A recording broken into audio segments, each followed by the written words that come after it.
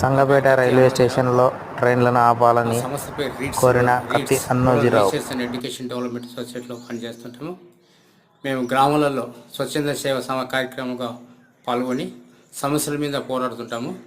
అలాగే సంగపేట గ్రామంలో కరోనా టైంలో కొన్ని రైళ్లు రద్దు చేయడం జరిగినది.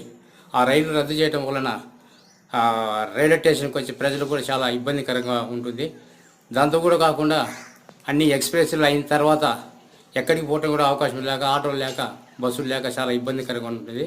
ఈ విషయం మీద గతంలో రైల్వే డిపార్ట్మెంట్కు డిఆర్ఎం గారికి కూడా అర్జీ ఇవ్వటం జరిగింది. అలాగే ఎంపీ మావుడి శ్రీనివాసరెడ్డి కూడా అర్జీ ఇవ్వడం జరిగింది. అలాగే అన్నారాంబాబు కార్యక్రమంలో ఎమ్మెల్యేగా ఉన్నప్పుడు ఆయన కూడా అర్జీ ఇవ్వడం జరిగింది. కానీ అది గమనించిన కానీ ఇంతవరకు కూడా మాకు ఎటువంటి సమస్య కూడా తీరటం లేదు.